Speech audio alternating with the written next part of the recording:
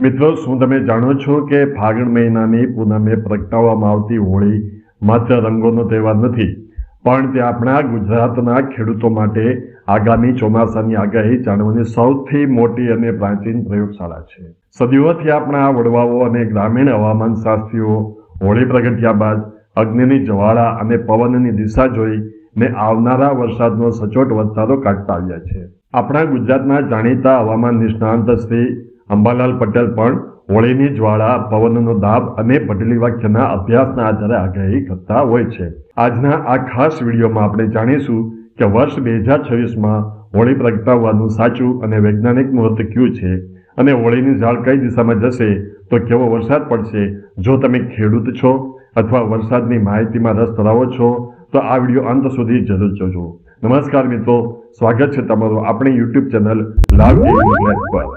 મિત્રો, આ વર્ષે હોળીના તહેવાર પર એક મોટું ખગોળીય સંકટ અને 100 વર્ષ જૂનો દુર્લભ સંયોગ સર્જાયો છે. ધર્મશાસ્ત્રો મુજબ હોળી પૂનમના દિવસે પ્રગટાવવામાં આવે છે, પરંતુ 3 માર્ચ 2026ના રોજ આકાશમાં પૂર્ણ ચંદ્રગ્રહણ થવા જઈ રહ્યું છે. આ ગ્રહણનો સૂતક કાળ વહેલી સવારથી જ શરૂ થઈ જતો હોવાથી અને બપોરે 3:20 થી સાંજે 6:47 સુધી ગ્રહણ હોવાથી 3 માર્ચે હોલિકા દહન કરવું ધાર્મિક દ્રષ્ટિએ અશુભ માનવામાં આવે છે. તેથી ધર્મગુરુઓ અને પંચાંગના નિષ્ણાંતોના મતે આ વર્ષે હોળી એક દિવસ પહેલા એટલે કે 2 માર્ચ 2026ને સોમવારના રોજ પ્રગટાવવામાં આવશે. આપણી પાસે રહેલી સચોટ માહિતી અનુસાર સોમવારે સાંજે પ્રદોષ કાળનો અત્યંત શુભ સમય સાંજે 6:50 થી રાત્રે 9:18 સુધીનો રહેશે. તેમાં પણ અગ્નિ પ્રગટાવવા માટે ચલ ચોઘડિયું સાંજે 6:50 થી 8:22 સુધી છે. જ્યોતિષશાસ્ત્ર મુજબ ચલ ચોઘડિયું અગ્નિની ઉર્ધ્વ ગતિ અને વાતાવરણમાં હકારાત્મક ઉર્જા ફેલાવવા માટે સર્વશ્રેષ્ઠ સમય છે. હવે હોળીની ઝાળ પરથી આગાહી સમજતા પહેલા એક જૂની અને મહત્વપૂર્ણ પદ્ધતિ સમજી લઈએ. તમે ગામડાના વડીલોના મોઢે 16 આની કે 12 આની વરસાદ એવા શબ્દો સાંભળ્યા હશે. આનો અર્થ શું થાય? જૂના જમાનામાં 1 રૂપિયો એટલે 16 આના થતા. 16 આની વરસાદ એટલે 100% સંપૂર્ણ વરસાદ, જેમાં નદી નાળા છલકાઈ જાય અને ખેતરોમાં બમ્પર પાક થાય. ત્યારબાદ 12 આની એટલે કે 75% અથવા સાધારણથી સારો વરસાદ, અને 8 આની એટલે કે માત્ર 50% વરસાદ એટલે કે અડધું ચોમાસું, જેમાં ખેડૂતોએ ઓછા પાણીવાળા પાક લેવા પડે. તો ચાલો મિત્રો, હવે જોઈએ કે પવનની દિશા અને હોળીની ઝાળ આવનારા વર્ષ વિશે શું કહે છે. તો પ્રથમ છે ઈશાન ખૂણો. જો હોળી પ્રગટાવ્યા પછી જ્વાળા ઈશાન ખૂણામાં એટલે કે ઉત્તર અને પૂર્વની વચ્ચે જાય તો સમજી લેજો કે ખેડૂતના ઘરે દિવાળી છે. આ દિશા 16 આની એટલે કે 100% સારા વરસાદનો સંકેત આપે છે. ત્યાર પછી વાયવ્ય ખૂણો અને ઉત્તર દિશા જોઈએ. જો ઝાડ વાયવ્ય ખૂણામાં જાય તો પણ વાતાવરણમાં સારો વરસાદ થવાની શક્યતા છે, અને જો ઝાડ સીધી ઉત્તર દિશામાં ઢળે તો પણ વરસાદ સારો કહી શકાય અને ખેતરમાં ધાન્ય ખૂબ સારું પાકે છે. ત્યાર પછી છે પશ્ચિમ દિશા. જો જ્વાળા પશ્ચિમ દિશામાં જાય તો એને 8 આની ચોમાસું કહેવાય છે, એટલે કે આ વર્ષે વરસાદ અડધો જ પડશે અને ખેડૂતોએ પાણીના વપરાશમાં સાવચેતી રાખવી પડશે. તે પછી જોશું નૈઋત્ય ખૂણો.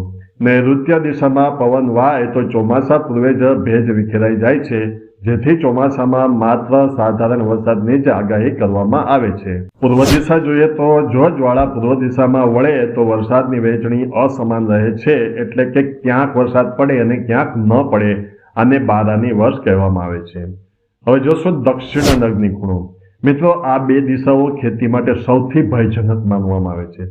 જો દક્ષિણ દિશામાં પવન વાય અને ઝાડ જાય તો પાક નાશ પામે છે, અને જો અગ્નિ ખૂણામાં ઝાડ જાય તો વાતાવરણનો ભેજ શોષાઈ જાય છે અને ભયંકર દુષ્કાળનો ભય રહે છે.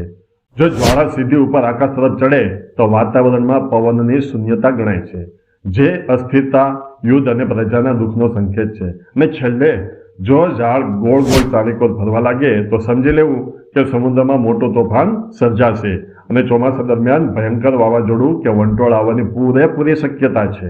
હવે તમને પ્રશ્ન થશે કે શું આ માત્ર જૂની લોકવાયકાઓ છે? જી ના. સદીઓથી ઋતુ વિજ્ઞાનની આ આગાહીઓ ભડલી વાક્યો દ્વારા થતી આવી છે, અને આધુનિક હવામાન શાસ્ત્રમાં પણ આ તર્કને સમર્થન આપે છે. આપણા ગુજરાતના જાણીતા હવામાન નિષ્ણાંત શ્રી અંબાલાલ પટેલે પણ હોળીની જ્વાળા અને પવનના દાબનો ઊંડો અભ્યાસ કર્યો છે.